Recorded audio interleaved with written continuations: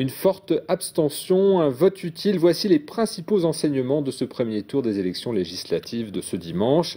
Dimanche prochain, la gauche fera-t-elle carton plein dans les 8 circonscriptions finistériennes? Olivier Clèche, bonjour. Bonjour Frédéric. Vous êtes le rédacteur en chef de TBO, vous avez suivi de près ces élections. Alors on va peut-être d'abord rappeler les principaux résultats dans ces 8 circonscriptions. On commence par la première, celle de Quimper, où Jean-Jacques Urvoas devance Jean-Philippe Fontaine. Dans la deuxième circonscription, Patricia Adam devance avec 49,36% des voix Marc Berthelot, qui totalise 22,50% des voix.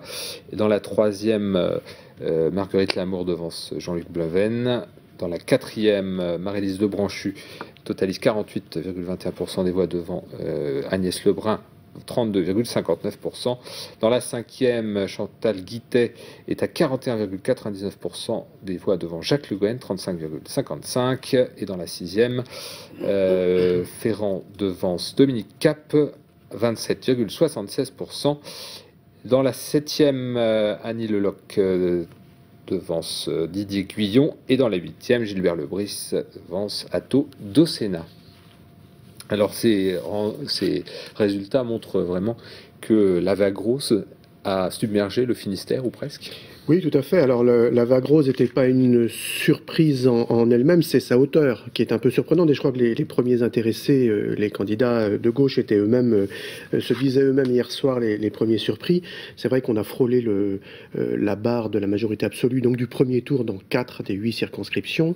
C'était le cas à Quimper, c'était le cas à Bretteville, à Concarneau, ça aurait pu être le cas aussi. Et Morlaix. Et à Morlaix, où Marie-Lise Lebranchu donc, a frôlé les 49%. Donc c'est un score vraiment particulièrement notable.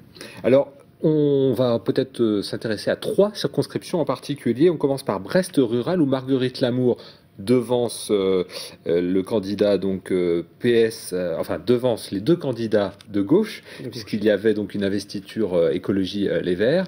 Et là, Marguerite Lamour fait quand même moins bien qu'en 2007. Alors elle fait moins bien de plusieurs points qu'en 2007. C'est quand même malgré tout l'une des 3 circonscriptions tenues par la droite et susceptibles d'être conquises par la gauche qui résiste le mieux, si l'on peut dire, à la vague rose.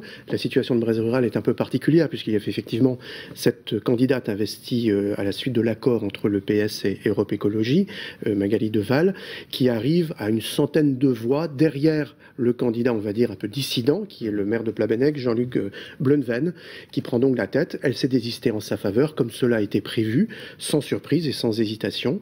La difficulté à laquelle va être confrontée Marguerite Lamour la semaine prochaine, c'est qu'elle a peu de réserve de voix.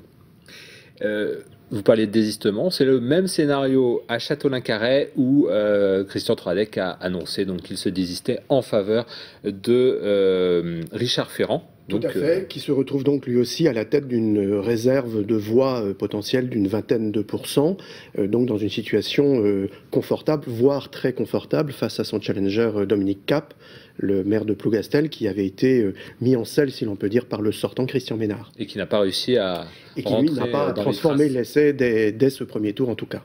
On termine avec Landerneau-Landivisio, où Jacques Le Gouen, le député sortant, lui, perd pratiquement 15 points par rapport à son score de 2007. Alors là aussi, une surprise par l'ampleur de la différence entre son score et celui de sa concurrente Chantal Guittet. C'est vrai que Jacques Le Gouen, élu au premier tour en 2002, réélu confortablement en 2007, se trouve cette fois en ballottage défavorable.